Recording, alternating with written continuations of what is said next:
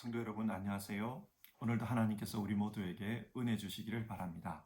그리고 주실 은혜를 기대하며 함께 예배합시다. 먼저 사도신경으로 우리의 신앙을 고백하겠습니다. 나는 전능하신 아버지 하나님 천지의 창조주를 믿습니다. 나는 그의 유일하신 아들 우리 주 예수 그리스도를 믿습니다.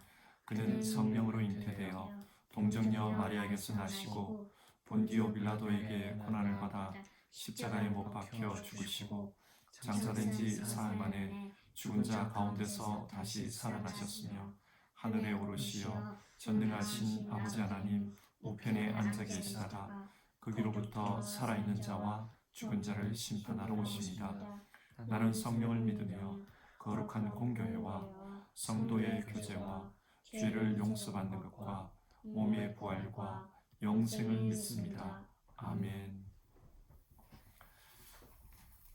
찬송가 447장 우리 같이 찬송하겠습니다. 447장 옛날 찬송가는 448장입니다. 이 세상 끝날까지 우리 1절 찬송하시고 함께 기도하겠습니다.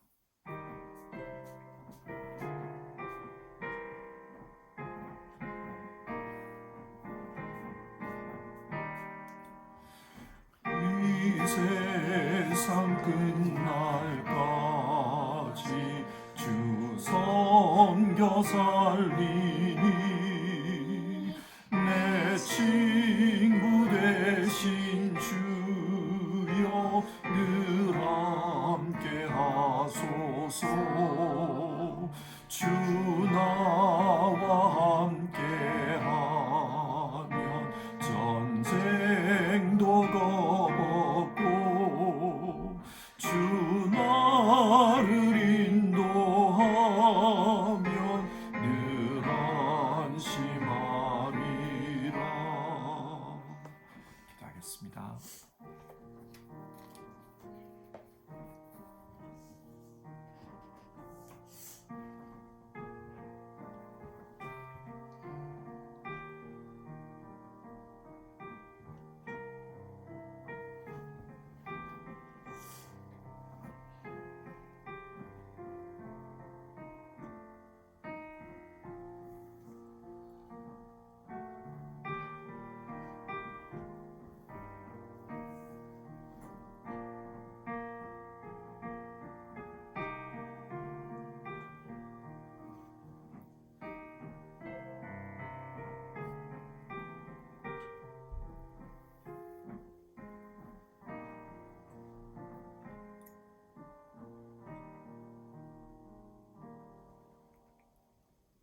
우리에게 주신 모든 것을 생각하며 하나님 앞에 감사를 드립니다. 우리에게 믿음을 주셨고 우리에게 영생을 허락해 주셨고 이 땅에서 하나님 생각하며 살 수 있도록 허락해 주셔서 감사를 드립니다. 하나님, 오늘도 우리에게 주어져 있는 이 삶을 하나님 앞에 감사와 또 기쁨으로 살기를 원합니다. 온전히 하나님께 영광 돌리며 그렇게 살기를 원합니다. 우리는 날마다 우리에게 허락하시는 하나님의 은혜가 필요하오니 주님이여 오늘도 우리에게 말씀하시고 또 깨닫게 하시고 그래서 은혜 가운데 살 수 있도록 인도해 주시옵소서. 그리고 그 은혜 가운데 온전히 하나님께 영광 돌리며 사는 우리 모두 되게 하옵소서. 이 모든 말씀 예수님의 이름으로 기도드립니다. 아멘. 오늘 함께 읽으실 성경 말씀은 요한복음 20장 19절부터 23절의 말씀입니다. 요한복음 20장 19절부터 23절입니다. 한 절씩 교독해서 읽겠습니다. 19절입니다. 이날 곧 안식 후 첫날 저녁 때에 제자들이 유대인들을 두려워하여 모인 곳에 문들을 닫았더니 예수께서 오사 가운데 서서 이르시되 너희에게 평강이 있을지어다. 이 말씀을 하시고 손과 옆구리를 보이시니 제자들이 주를 보고 기뻐하더라. 예수께서 또 이르시되 너희에게 평강이 있을지어다. 아버지께서 나를 보내신 것 같이 나도 너희를 보내노라. 이 말씀을 하시고 그들을 향하사 숨을 내쉬며 이르시되 성령을 받으라. 너희가 누구의 죄든지 사하면 사하여질 것이요 누구의 죄든지 그대로 두면 그대로 있으리라 하시니라. 아멘.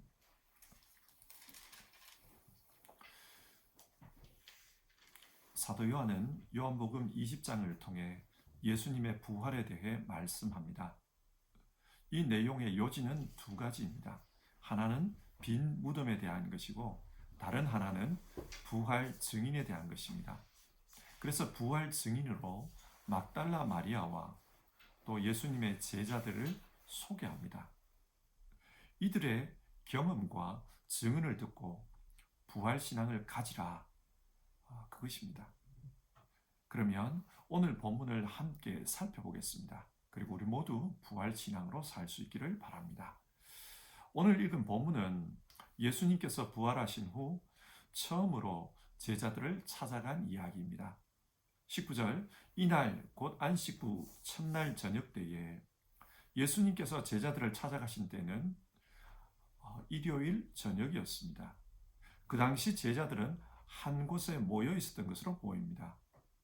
그러면 그 당시 제자들의 마음 상태가 어떠했는가? 19절을 계속 보면요. 제자들이 유대인들을 두려워하여 모인 곳에 문들을 닫았더니 제자들은 두려워하고 있었습니다. 그래서 문을 닫았더니 여기서 문을 닫았다는 말은 헬라어 클레이오를 번역한 것입니다. 클레이오는 걸어 잠그다 그런 뜻인데요. 이 문장에서는 이 단어의 시제가 중요합니다. 시제는 완료 시제입니다. 이것이 의미하는 것은 아무도 출입할 수 없도록 그 집의 모든 문을 완전히 차단하고 계속해서 그런 상태로 숨어 있었다는 말입니다. 얼마나 긴 시간을 그렇게 지냈는지 모릅니다. 그러나 문을 콕 끌어 잠그고 계속해서 그렇게 숨어 지냈습니다. 여기서 우리는 제자들의 두려운 마음을 읽을 수 있습니다. 그러면 왜 그렇게 두려웠는가? 오늘 본문은 유대인들을 두려워하여 그렇게 말씀합니다. 유대인들이 예수님을 죽인 것처럼 자신들을 죽일 것이라고 생각한 것입니다. 그래서 그들이 찾아와서 자기들을 잡아갈까 두려웠습니다. 그래서 문을 꼭 끌어 잠그고 그렇게 숨어 있었던 겁니다. 자, 여기서 질문이 있습니다. 지금 시간은 일요일 저녁입니다. 그러면 분명히 일요일 새벽에 부활하신 예수님을 만난 막달라 마리아가 찾아와서 주님 부활하셨다. 그렇게 소식을 전해 주었을 것입니다. 이렇게 이해할 수 있는 근거는 18절입니다. 막달라 마리아가 가서 제자들에게 내가 주를 보았다 하고 또 주께서 자기에게 이렇게 말씀하셨다 이르니라. 분명히 막달라 마리아가 제자들에게 예수님의 부활 소식을 전했습니다. 제자들은 예수님이 부활했다는 것을 알고 있습니다. 그런데도 그들은 두려웠습니다. 이게 무슨 말입니까? 제자들은 이 당시 예수님이 부활했다는 것, 또 그 부활을 믿는다는 것이 무슨 의미인지를 전혀 모르고 있었다는 것입니다. 그래서 현실적인 박해만 그들의 눈에 크게 들어왔습니다. 부활신앙은 죽어도 죽음으로 끝나지 않는다. 우리는 영원히 산다. 하나님께서 살려주신다. 그런 믿음 아닙니까? 그런 믿음이 없으면 박해가 두려울 수밖에 없어요. 이런 부활신앙이 있으면 박해가 와도 그 박해를 돌파할 수 있습니다. 하지만 제자들은 부활을 믿는다는 것이 무엇인지를 몰랐습니다. 요한은 이런 제자들의 상황을 저녁이라는 단어를 통해 상징적으로 설명하고 있습니다. 요한복음에서 저녁은 시기적으로 어두운 시간을 말하는 것, 그거 외에도 영적인 어두움을 상징합니다. 예를 들어 요한복음 3장에서 니고데모가 왜 어두울 때에 예수님을 찾아왔습니까? 비록 예수님을 믿는다고 하지만 그는 영적으로 어두운 상태였습니다. 그래서 영생에 대한 예수님의 말씀을 들었어도 이해를 못했습니다. 당시 제자들도 마찬가지였습니다. 이 당시 제자들 역시 부활 소식을 들어도 그 부활에 대해서 이해를 못합니다. 영적인 밤이었습니다. 그러다 보니 주어진 현실이 두렵게 느껴졌습니다. 자, 이런 상황에서 예수님께서 찾아오십니다. 어떻게 찾아오시는가? 19절입니다. 모인 곳에 문들을 닫았더니 예수께서 오사 가운데 서서 이르시되 너희에게 평강이 있을지어다. 모든 문들이 닫혀 있습니다. 그런데 예수님께서 그들 가운데 나타나신 것입니다. 그러면서 인사를 합니다. 너희에게 평강이 있을지어다.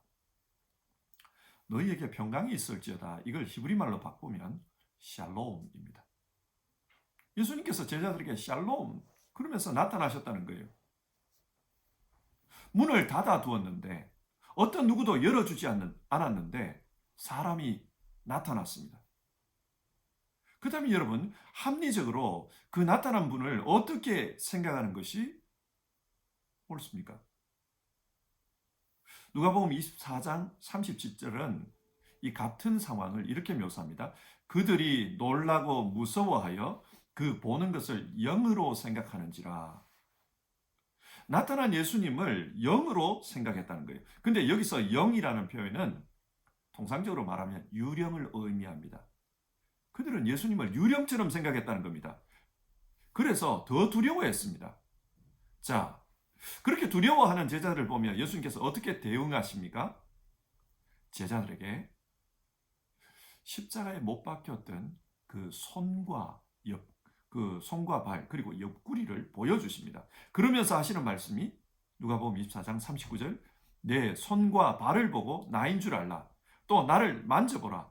영은 살과 뼈가 없으되 너희 보는 바와 같이 나는 있느니라. 그렇게 말씀합니다.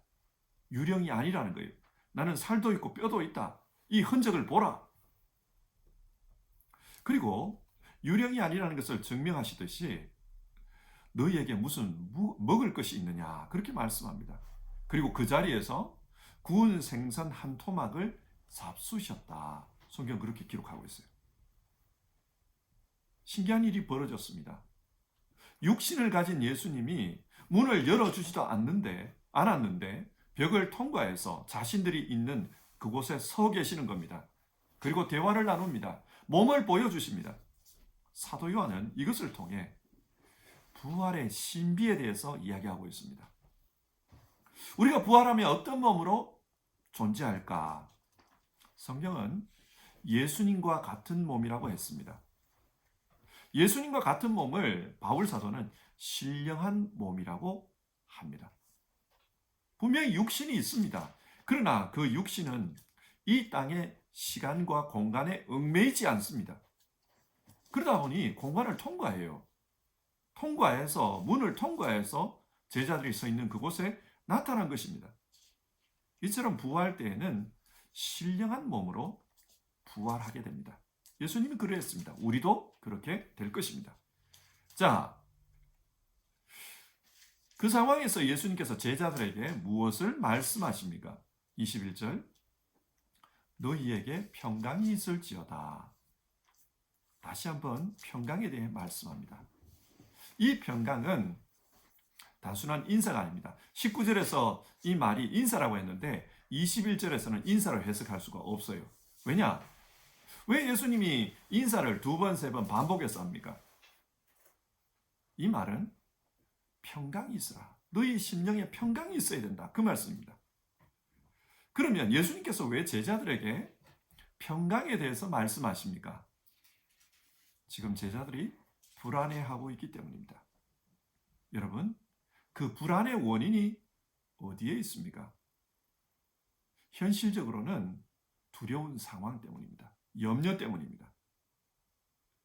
그런데 그 염려가 어디서 오냐? 주님의 부활에 대한 무지와 불신 때문입니다. 그래서 예수님은 부활한 몸을 보여주시면서 예수님의 부활을 믿고 평강을 얻으라는 거예요. 죽어도 죽지 않는다. 평강을 믿으라는 겁니다. 평강을 얻으라는 겁니다. 요한복음 14장 27절에 나오는 말씀입니다. 평안을 너희에게 끼치노니 곧 나의 평안을 너희에게 주노라. 내가 너희에게 주는 것은 세상이 주는 것과 같이 아니하니라. 너희는 마음에 근심하지도 말고 두려워하지도 말라. 요한복음 14장에서 평안으로 번역된 이 말과 오늘 본문에서 평강으로 번역된 이 말은 한국말로는 좀 다르지만 헬라어로 보면 똑같은 단어 에이레네입니다. 평강을 얻으라. 근데 그 평강이 어떻게 온다고 합니까? 예수님께서 나의 평안을 너희에게 주노라. 14장에 그렇게 말씀했어요. 그 평강이 어떻게 오는가? 예수님으로부터 옵니다. 예수님 때문에 평강이 옵니다. 그러면 예수님 때문에 오는 그 평강이라는 것이 무엇입니까? 예수님은 임마누엘입니다. 하나님이 우리와 함께 계신다. 하나님이 우리와 함께 하시는 분입니다. 그러니까 예수님이 주는 평강이란 하나님이 우리와 함께 하신다는 것을 믿는 그 믿음으로부터 오는 평강입니다. 세상이 주는 평강은 돈이 많을 때, 혹은 내가 권력이 있을 때, 혹은 건강할 때, 그런 때 평강이 있습니다. 그러나 예수님이 주시는 평강은 세상이 주는 평강과 다르다고 합니다. 무슨 말입니까? 돈이 없어도, 건강이 없어도, 그러나 임마누엘, 우리와 함께 하시는 그 하나님 때문에 오는 평강입니다. 예를 들어 보겠습니다. 구약의 엘리야 시대에 큰 기근이 있었습니다. 그 기근 때에 엘리야가 사르밧 지방으로 갑니다. 사르밧 지방의 한 과부 집으로 갔는데 그때 먹을 것을 좀 달라고 했어요. 그러자 그 과부가 뭐라 그럽니까? 우리 집에 밀가루도 다 떨어지고 기름도 다 떨어져서 이제 남은 거라고는 이 한 줌의 밀가루와 이 한 움큼의 기름밖에 없습니다. 이걸 우리가 떡으로 만들어 먹고 저와 제 아들이 죽기로 했습니다. 그런 말을 해요. 근데 여러분, 그 집안에 어떤 일이 벌어집니까? 하나님께서 그 집안에 신비한 은혜를 주십니다. 밀가루와 기름이 마르지를 않아요. 오늘 먹었는데 내일 보니까 또 있어요. 내일 먹었는데 또 보니까 그 다음날 또 있어요. 계속해서 기간 동안 그렇게 하나님께서 공급해 주셨습니다. 하나님이 함께 하심으로 말미암아 주시는 평강이라는 게 이런 겁니다. 하나님이 함께 하시면서 문제를 변하여서 은혜가 되게 해 주십니다. 여러분, 하나님께서 우리와 함께 계시면서 이렇게 문제를 해결해 주신다면 우리 삶에도 평강이 있지 않겠습니까? 또 다른 예를 들어봅시다. 바울 사도가 빌립보 지역에서 복음을 전하다가 감옥에 갇혔습니다. 두들겨 맞고 감옥에 갇혀 있다. 지하 감옥입니다. 그러면 근심할 수밖에 없는 상황입니다. 그런데도 그들은 하나님이 우리와 함께 하신다는 걸 믿었습니다. 그래서 그 감옥에서 신라와 함께 찬양을 부르며 하나님께 기도를 드립니다. 그래서 어떤 일이 벌어집니까? 지진이 일어났어요. 그래서 옥문이 열려버렸습니다. 그 사건을 계기로 해서 자신을 감옥에 가두고 관리했던 그 간수 집안이 전체가 세례를 받았습니다. 예수님을 믿게 되었습니다. 하나님의 역사가 일어난 겁니다. 자, 이런 경험이 있고 또 그런 사건을 빌립보 사람들이 알기 때문에 바울 사도가 어려움을 당하고 있는 빌립보 성도들에게 나중에 뭐라고 편지를 씁니까? 빌립보서 4장 6절과 7절 말씀입니다. 아무것도 염려하지 말고 다만 모든 일에 기도와 간구로 너희 구할 것을 감사함으로 하나님께 아뢰라. 그리하면 모든 지각에 뛰어난 하나님의 평강이 그리스도 예수 안에서 너희 마음과 생각을 지키시리라. 지금 빌립보 교회 성도들이 어려움을 많이 당하고 있습니다. 하지만 아무것도 염려하지 말고 임마누엘 하나님, 우리와 함께 하시는 하나님께 기도해라. 그러면 그 하나님께서 평강을 주실 것이다. 우리의 삶에 가장 합당한 평강을 주실 것이다. 그렇게 말씀합니다. 예수님은 지금 제자들에게 이런 평강을 얻으라고 합니다. 함께 하시는 하나님, 예수님으로 말미암는 그 믿음, 그걸 가지면 이런 평강을 얻을 수 있다는 겁니다.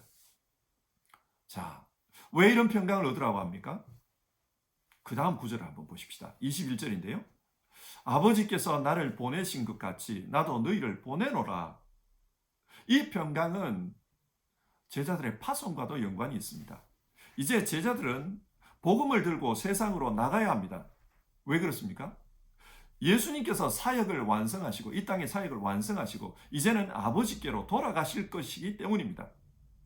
그러면 이 땅에서 예수님이 하시던 사역을 누가 해야 하나? 이제는 제자들이 해야 된다는 거예요. 제자들은 두려울 수밖에 없습니다. 유대 지도자들이 예수님도 죽였습니다. 그런데 이 제자들에게는 그렇게 하지 않을까요? 제자들을 가만히 두지 않을 겁니다. 그래서 제자들은 두렵습니다. 어떻게 사역해야 하나? 유대인들이 저렇게 우리를 향해서 분노를 품고 있을 텐데 어떻게 사역을 감당할 수 있나? 그래서 주님 말씀하십니다. 하나님이 주시는 평강을 얻으라. 우리 주님께서 허락하시는 그 평강을 얻으라는 겁니다. 그럼 그 평강이 어떻게 옵니까? 지금 예수님께서 제자들에게 파송을 말씀하시면서 파송의 모델을 이야기합니다. 아버지께서 나를 보낸 것 같이 나도 너희를 보내노라. 하나님께서 예수님을 보낸 것이 모델입니다. 그처럼 예수님도 제자들을 보낼 것이라고 합니다. 그러면 하나님은 예수님을 이 땅에 어떻게 보내셨습니까? 주님은 어떤 모습으로 이 땅에 오셨습니까? 아무것도 가지고 오지 않았습니다. 땅에 가면 필요할 거라고 비상금을 챙겨주신 것도 아니고 세상에서 급할 때 사용하라고 요술방망이를 주신 것도 아닙니다. 그냥 빈손으로 보내셨습니다. 그런데 유일하게 주신 것이 있어요. 그것이 무엇입니까? 예수님의 기도 속에 잘 나타나 있습니다. 아버지께서 내 안에, 내가 아버지 안에 있는 것 같이 하나님께서 주신 유일한 게 있어요. 그게 뭐냐? 아버지께서 내 안에, 하나님께서 예수님과 함께 하셨습니다.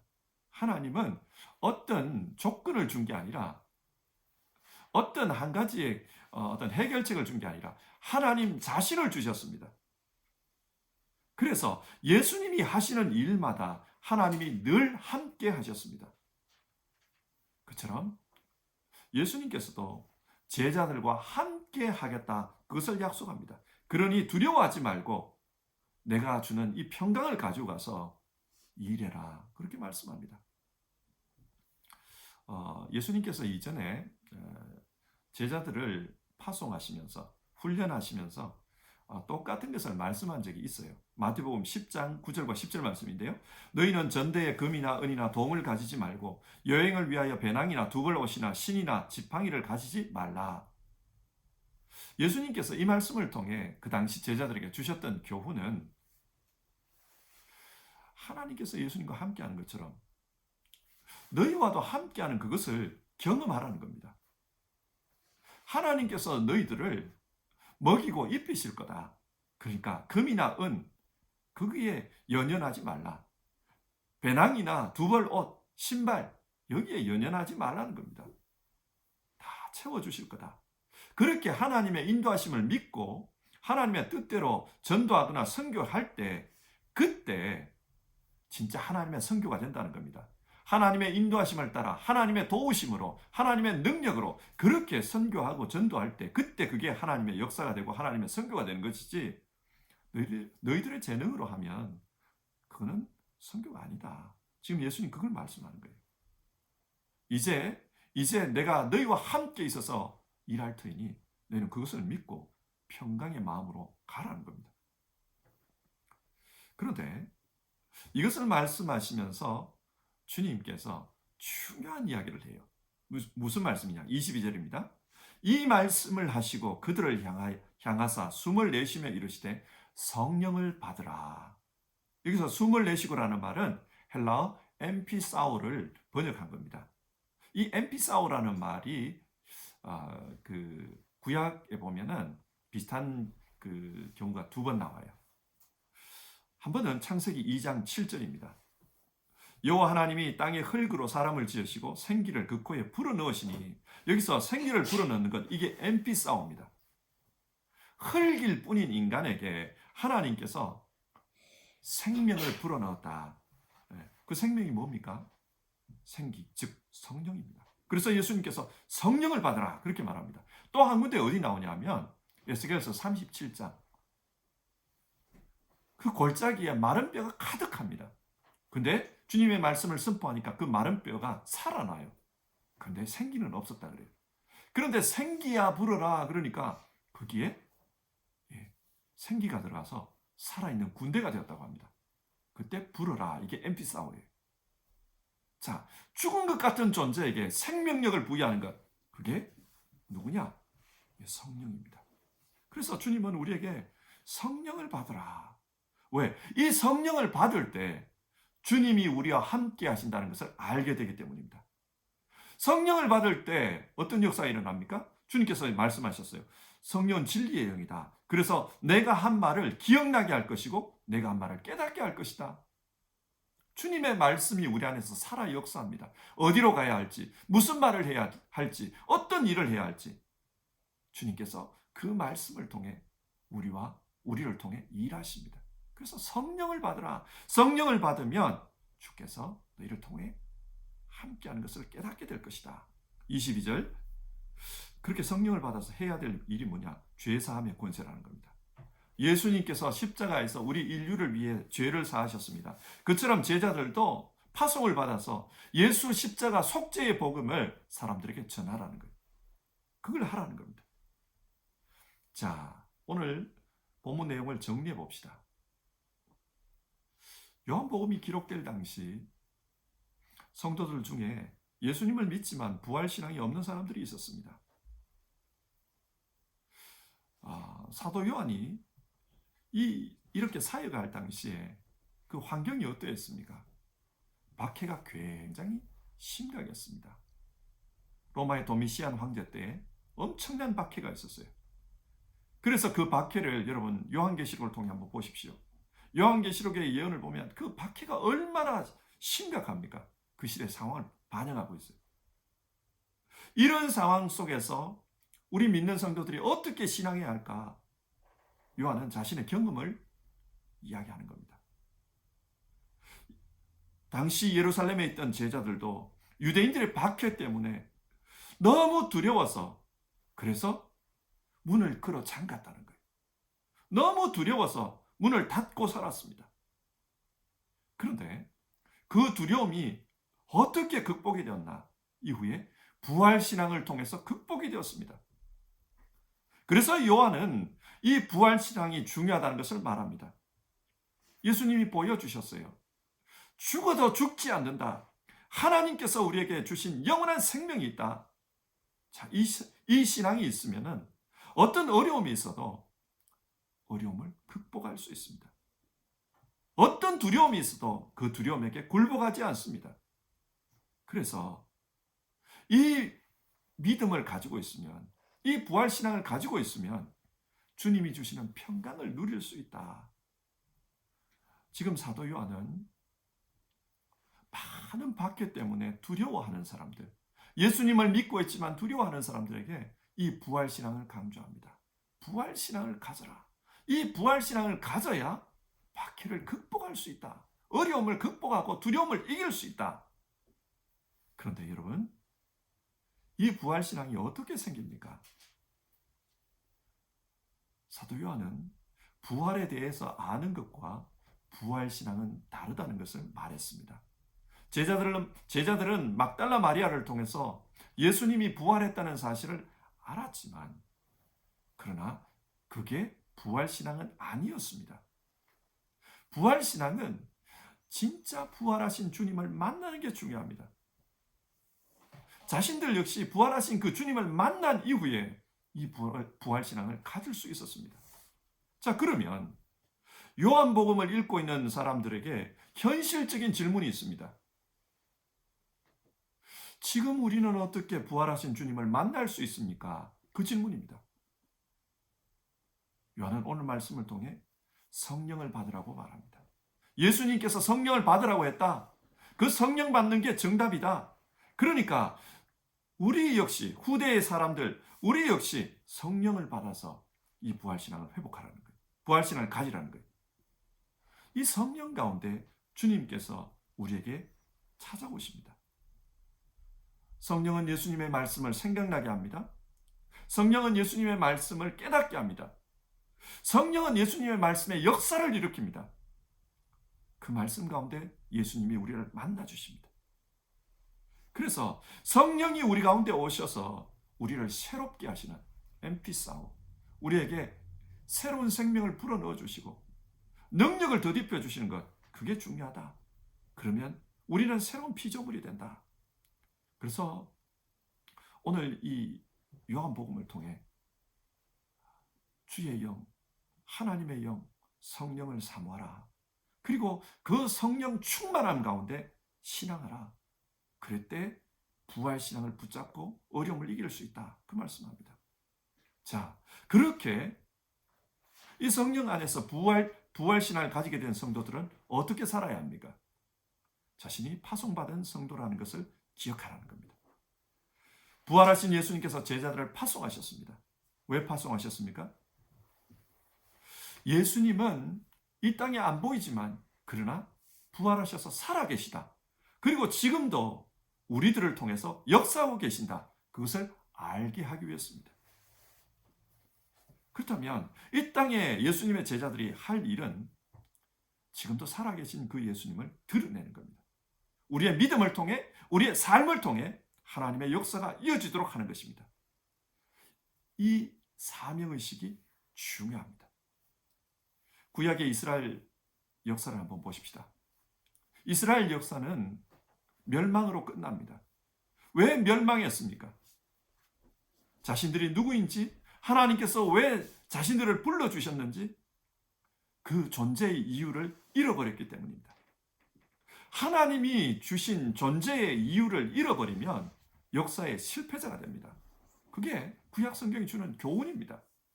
오늘 우리 역시 우리가 왜 이 땅에 살아가는지 그 존재의 이유를 잃어버리면 과거의 역사는 반복될 것입니다.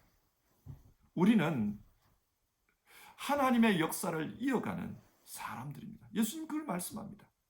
우리의 존재의 이유는 우리를 통해 예수님께서 지금도 역사하고 계신다. 그걸 드러내는 겁니다.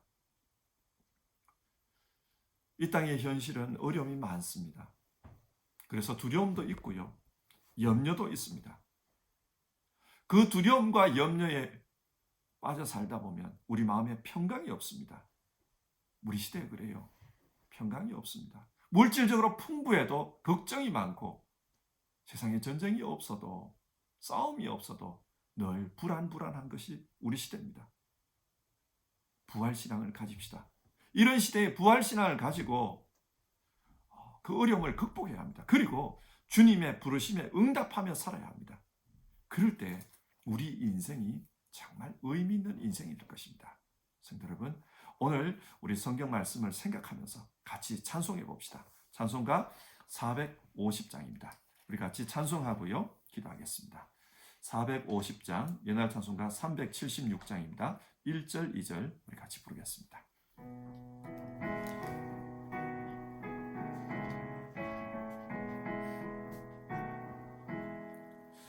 내 평생 소원 이것뿐 주의 일 하다가 이 세상 이별하는 날 주 앞에 가리라. 꿈같이 헛된 세상 일 취할 건 무엇냐. 이 수고함만 하여도 헛된 것뿐일세. 자, 우리 오늘 말씀을 기억하면서 같이 기도합시다. 우리 역시 어려움이 많고 염려가 많은, 그래서 두려운 그런 시대를 살아가고 있습니다. 이런 시대에 어떻게 신앙으로 살아갈 수 있을까?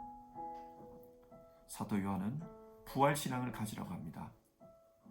부활신앙은 성령의 임재 가운데 우리 주님을 만남으로 가능하다. 그렇게 말씀합니다. 기도합시다.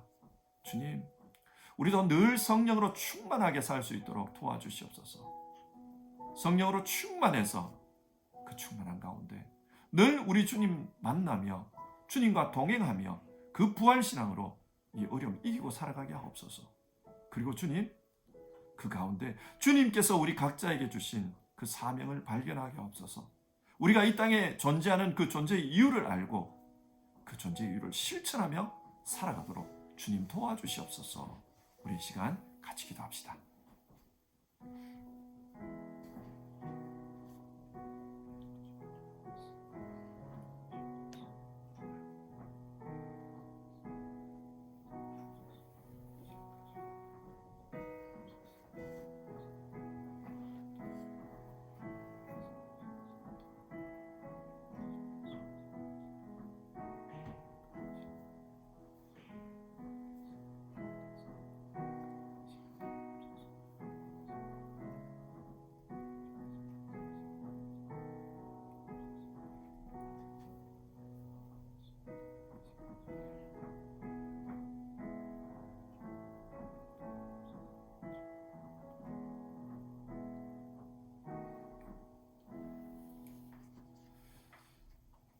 하나님 아버지, 오늘 아침에 요한복음 20장의 말씀을 통해 부활신앙이 왜 중요한지를 살펴보았습니다.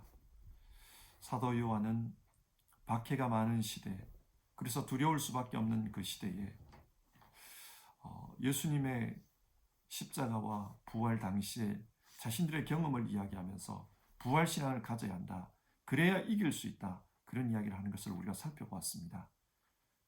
하나님, 우리도 성령의 충만함 가운데, 성령의 임재 가운데 부활신앙을 가지고 어려움을 이기며 살아가는 사람들 다 되게 없어서 문을 닫고 두려움 가운데서 아무것도 못하고 살았던 그 제자들 모습, 그 모습이 우리의 모습이 되지 않게 하시고, 주여, 어려움이 많고 힘든 점이 많지만 그러나 그럼에도 불구하고 주님이 주시는 평강을 누리며 주님 제자로서의 사명을 다 감당하며 사는 우리 모두 되게 하여 주시옵소서.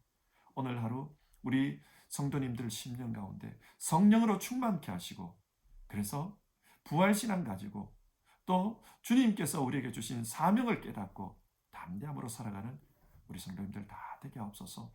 우리가 이 땅에 존재하는 이유는 우리의 믿음을 통해, 우리의 삶을 통해 예수님 살아계시는 것을 드러내는 것이다 말씀드렸습니다. 우리 모두 예수님의 살아계심을 증거하는 인생 될 수 있도록 도와주시옵소서. 함께 기도하고 하루를 시작하는 모든 성도님들 삶 속에 주님이 주시는 평강이 있게 하시고 성령 충만한 삶이 이루어지게 하시고, 그리고 존재의 이유를 분명히 알고 살아가는 은혜가 있게 하여 주시옵소서. 예수님의 이름으로 기도드립니다. 아멘. 하늘에 계신 우리 아버지, 아버지의 이름을 거룩하게 하시며 아버지의 나라가 오게 하시며 아버지의 뜻이 하늘에서와 같이 땅에서도 이루어지게 하소서. 오늘 우리에게 일용할 양식을 주시고 우리가 우리에게 잘못한 사람을 용서하여 준 것 같이 우리 죄를 용서하여 주시고 우리를 시험에 빠지지 않게 하시고 악에서 구하소서. 나라와 권능과 영광이 영원히 아버지의 것입니다. 아멘.